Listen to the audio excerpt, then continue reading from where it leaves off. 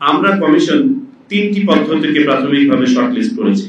প্রবাসী ভোটারদের জন্য একটা রেজিস্ট্রেশনের ব্যবস্থা রাখতে হবে। এটা বলতে ভোটার রেজিস্ট্রেশন না, এটা হচ্ছে প্রবাস থেকে ভোট দেওয়ার জন্য রেজিস্ট্রেশন।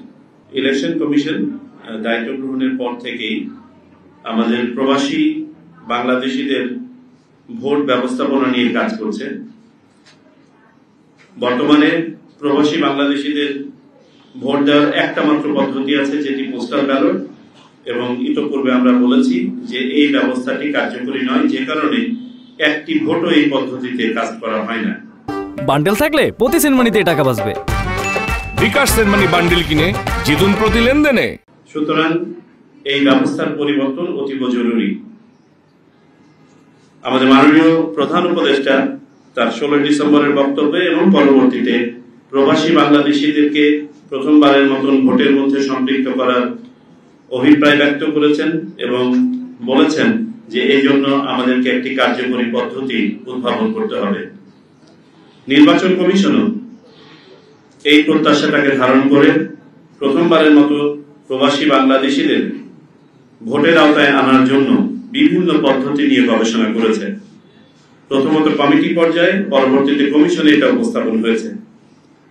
পৃথিবীর বিভিন্ন দেশে যেসব প্রচলিত পদ্ধতি আছে, আমরা অন্ততপক্ষে 115টি দেশে প্রচলিত পদ্ধতি, যারা গণতান্ত্রিক দেশ 178টি গণতান্ত্রিক দেশ নিয়ে আমরা স্টাডি করে দেখেছি।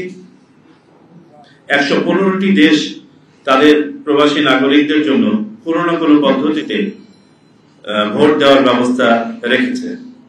আমরা এই পদ্ধতিগুলো শর্টলিস্ট করতে গিয়ে দেখেছি সবচেয়ে প্রেফার্ড পদ্ধতি, সবচেয়ে অনুসৃত পদ্ধতি হচ্ছে ব্যক্তিগতভাবে কোন একটা কনসুলেটে হাজির হয়ে ভোট দেয়া। তারপরে আছে পোস্টাল ব্যালট। এছাড়াও অন্যান্য 2-3টি পদ্ধতি আছে, তার মধ্যে অন্যতম হচ্ছে অনলাইন ভোটিং এবং প্রক্সি ভোটিং। বাংলাদেশের যে প্রবাসীরা আছেন তাদের বিস্তৃতি এবং অবস্থান জনিত কারণে এই বাস্তবতায় এমবাসিতে বা কনসুলেটে হাজির হয়ে ভোট দেওয়ার সম্ভাবনাটা আমাদের জন্য সীমিত, যে কারণে আমরা কমিশন 3টি পদ্ধতিকে প্রাথমিকভাবে শর্টলিস্ট করেছি। এই 3টি পদ্ধতি হচ্ছে পোস্টাল ব্যালট, যেটি আমাদের অ্যাভেলেবল সময়ের মধ্যে সম্পন্ন করা সম্ভব, 2 অনলাইন ভোটিং, 3 প্রক্সি ভোটিং। যেহেতু এই 3টি পদ্ধতি 3টিরই কিছু কিছু সীমাবদ্ধতা আছে, আবার 3টিরই কিছু কিছু স্ট্রেংথ আছে।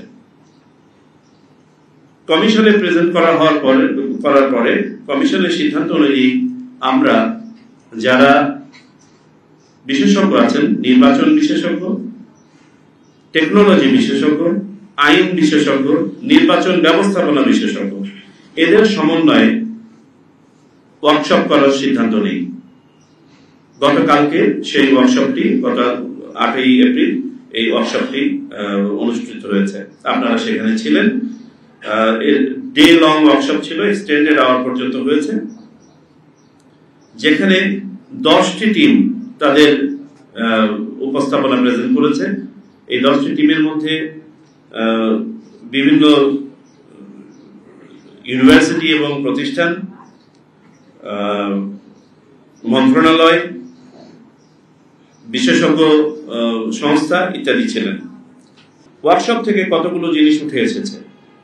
প্রথমত, আমরা যে পদ্ধতি অনুসরণ করি না কেন, বাংলাদেশের প্রবাসীদের বিস্তৃতি, ধরন, ডিজিটাল লিটারেসি, মিশন অফিসের বিস্তৃতি এবং সক্ষমতা, লজিস্টিক রিকোয়ারমেন্ট এবং সময় বিবেচনা সাপেক্ষেই আমাদেরকে করতে হবে।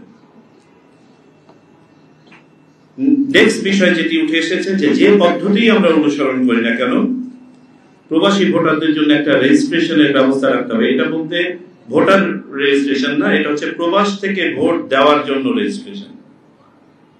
ভোটার রেজিস্ট্রেশন তো বাধ্যতামূলক, একজনকে তো ভোটার তালিকাতে থাকতেই হবে ভোট দেওয়ার জন্য। এটা হচ্ছে প্রবাস থেকে ভোট দেওয়ার জন্য, যেটাকে ওসিভি বলা হয়, আউট অফ কান্ট্রি ভোটিং, সেটার জন্য একটা রেজিস্ট্রেশন। নেক্সট বিষয় যেটি উঠে এসেছে, যে বাংলাদেশের জন্য সম্ভবত কোনো একটি পদ্ধতি অবলম্বন করলে হবে না, আমাদের পদ্ধতি হতে হবে একটা মিক্সড পদ্ধতি। কারণ এক দেশের জন্য হয়তো একটা পদ্ধতি অবলম্বন করা সম্ভব হবে, আবার যে দেশে ডেমোক্রেসি নাই, যেখানে মানুষ লাইন দিয়ে ভোট দিতে পারবে না, সেখানে হয়তো আমাদেরকে একটা ভিন্ন পদ্ধতি অবলম্বন করতে হতে পারে। সকল পদ্ধতিরই সফলতা এবং দুর্বলতা আছে, কারণ যে ভোটটি বুথের ভিতরে ভোটার নিজে দিতে পারে না, সেই ভোটের উপরে ইনফ্লুয়েন্স তো আছেই, এবং এটা সবিস্তারে আপনারাও আলোচনা করতে পারেন। এবং সকল পদ্ধতির জন্যই একটা ট্রায়াল প্রয়োজন হবে, যেটাকে আমরা বলি মক টেস্টিং।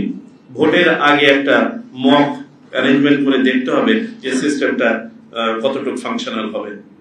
এবং সম্ভবত সকল পদ্ধতি বা এক বা একাধিক পদ্ধতির জন্য পাইলটিং এর প্রয়োজন হবে, অর্থাৎ অ্যাকচুয়াল ভোটে এটা অনুষ্ঠিত হবে সীমিত পরিসরে। পাইলটিং, এই পাইলটিংটা অনেক দেশ করছে, বিশেষ করে অনলাইন ভোট নিয়ে যারা কাজ করছে।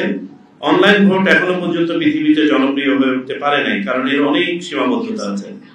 তো অনেক দেশ 4-5 বছর ধরে পাইলটিং করছে। এইসবের আলোকে এই যে বাস্তবতাগুলো বললাম, যেগুলো উঠে এসছে ওয়ার্কশপের মাধ্যমে, এই আলোচনার ভিত্তিতে এই পদ্ধতি সমূহকে ফাইন টিউন করতে হবে। এমত অবস্থায় আমাদের পরবর্তী পদক্ষেপ হচ্ছে, যেটা আগেও আপনাদেরকে জানিয়েছিলাম, কালকে যারা আমাদের সুপারভাইজারি টিম ছিলেন, প্লাস কালকে যারা প্রেজেন্টেশন দিয়েছেন, এদের মধ্যে থেকে 2-1 বিশেষজ্ঞকে আমরা সম্পৃক্ত করে একটি অ্যাডভাইজারি টিম গঠন করব। আজকেই সেটা গঠন করা হবে এবং তারা আমাদেরকে বিনীতভাবে তারা সহায়তা দিবেন বলে জানিয়েছেন। এই অ্যাডভাইজারি টিমের সমন্বয়ে আমরা এই যে 3টি পদ্ধতি কালকে পেলাম, এবং 3টা পদ্ধতির যে সবলতা দুর্বলতাগুলো বিশদভাবে উঠে এসেছে, এইগুলো নিয়ে কিভাবে দুর্বলতা কাটিয়ে 3টি পদ্ধতিকেই বাস্তবসম্মতভাবে কম আপনার দুর্বল করে অধিকতর সবল করে গড়ে তোলা যায়, সেই কাজটি ওনারা করবেন আগামী 10 থেকে 12 দিনে। অতঃপর তাদের কাছ থেকে প্রাপ্ত এই উপাত্ত নিয়ে আমরা এই পদ্ধতিগুলোকে বিভিন্ন স্টেক হোল্ডারদের কাছে প্রেজেন্ট করব। তাদের সাথে আমরা আলোচনা করব। That will include political parties, সংবাদ মাধ্যম, ডায়াসপোরা পপুলেশন, আমাদের মিশন অফিস ইত্যাদি ইত্যাদি। এটা হবে আমাদের নেক্সট সিস্টেম।